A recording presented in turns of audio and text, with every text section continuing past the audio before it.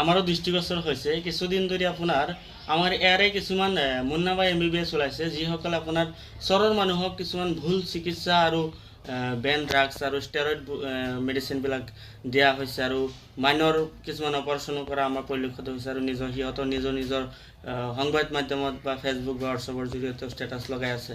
তো আমি অতি বেয়া লাগিছে কাৰণ মানুহবিলাকেতো বুজি নাপায় এইটো এটা ভুল ট্ৰিটমেণ্ট আৰু যিটো ডক্টৰে স্পেচিয়েলিষ্ট আছে বা আপোনাৰ মাইনৰ চাৰ্জাৰী হ'লেও এটা ছেটআপ আছে তেনেকুৱা হেৰিত কৰিব লাগে।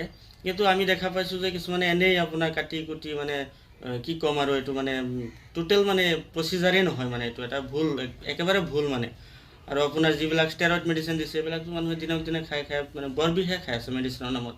তো সেইটোৱে ক'ম আৰু আপোনালোকৰ সংবাদ মাধ্যমৰ জৰিয়তে ক'ব বিচাৰোঁ যাতে স্বাস্থ্য বিভাগ তথা জইণ্ট ডাইৰেক্টৰ আৰু অসমৰ মুখ্যমন্ত্ৰী মাননীয় হিমন্ত বিশ্ব শৰ্মা ডাঙৰীয়াক অনুৰোধ কৰিম যাতে এই বিষয়লৈ আমাৰ ইয়াত কিছুমান মুন্নাবাই MBBS ৰোগীসকলক মানে হেৰি কৰিব লাগে, বধ কৰিব লাগে আৰু দৃষ্টান্তমূলক শাস্তিৰ ব্যৱস্থা কৰিব লাগে আৰু এইবিলাক অতি শীঘ্ৰে বন্ধ কৰিব লাগে।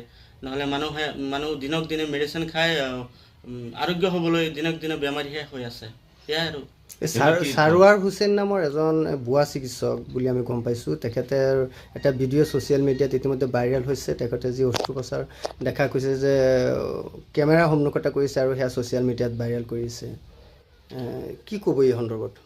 হয়, সেইটোৱেতো তো এইটোতো এটা টোটেল ভুল ট্ৰিটমেণ্ট, এইটো এটা ভুল প্ৰচিজাৰ। এইটো টোটেলি আপোনাৰ মানে এইটো প্ৰচিজাৰেই নহয়। যিটো আপোনাৰ ডক্টৰে চাব লাগে, ডক্টৰেহে কৰিব লাগে, কি কৰিব লাগে, কেনেকৈ কৰিব লাগে, এটা ফুল ছেটআপ আছে।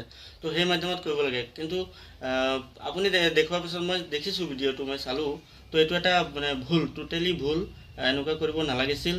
যি কি নহওক সেয়াই মই উচ্চপদস্থ বিষয়াসকলক জইণ্ট ডাইৰেক্টৰৰ পৰা আদি কৰি DC মহোদয়কো মই অনুৰোধ কৰিম যাতে এইটো বিষয়ত অকণমান চকু দিয়ে আৰু আমাৰ ইয়াৰে মানুহে যাতে ভাল ট্ৰিটমেণ্ট পায়। যিগৰাকী সাৰোৱাৰ হুছেইন তেখেত কিবা চিকিৎসক নেকি নে ভুৱা চিকিৎসক? মই চিকিৎসক বুলি নাজানো, তেখেতে ক'ৰ পৰা ডিগ্ৰী আনিছে নে কি কৰিছে মই নাজানো। এনেকৈ সিমান তেখেতৰ লগত ক্ল'জ নহয়, এনে আমাৰ ঘৰৰ ওচৰতে অলপ দূৰত আছে, কিন্তু তেনেকৈ চিনি নাপাওঁ। চিকিৎসক বুলি চিনি নাপাওঁ, এনে আৰ্টছত পঢ়া বুলি মই জানো, বাকী ক'ব নোৱাৰোঁ। চিকিৎসক কেনেবাকৈ হ'বও পাৰে। আৰু তেনেকুৱা কিমানজন আছে ইয়াত? আৰু বহুত আছে চাগে? আছে ঢেৰ আছে। আপোনাৰ চৰত আপোনাৰ মোনাত বস্তাত মেডিচিন ভৰাই আপোনাৰ লৈ ঘূৰি থাকে, ঘৰে ঘৰে আপোনাৰ ডেলিভাৰী দি থাকে। চেলাইন এদিনতে আপোনাৰ 10টা 20টা দি দিয়ে। কি বা দিয়ে, কি মেডিচিন দিয়ে, আপোনাৰ ইনজেক্টিবল যিমান হেৰি আছে, IV আছে, চব দি থাকে।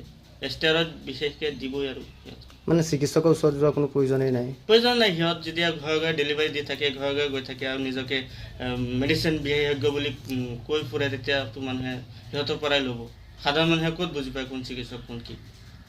সন্তান প্ৰসৱ কৰালৈকে চিকিৎসা চলে বুলি হয়, চাইছোঁ। এজনে আপোনাৰ ফেচবুক মাধ্যমত দিছে যে অপাৰেশ্যন কৰোৱা হয়, তাৰপিছত আনৱান্টেড কিটৰ জৰিয়তে হওক বা ৱাছ কেনেকৈ কৰিব পাৰি, কি কৰি সিহঁত মানে ফেচবুকৰ মাধ্যমেদি মানুহক আহ্বান জনাইছে তেখেতে কৰিব পাৰে বুলি। তো অতি বেয়া লাগিছে। এইটো হ'ব নালাগিছিল, তেনেকুৱা কৰিব নালাগিছিল। এইটোতো প্ৰচিজাৰেই নহয় আৰু এইটো এটা টোটেলি স্ত্ৰী এণ্ড পশু ডক্টৰৰ বিষয় বা ছাবজেক্ট, কিন্তু তেখেতে দেখিছোঁ ফেচবুকত দিছে। এইটো অতি নিন্দনীয়, এইটো গৰিহণাযোগ্য।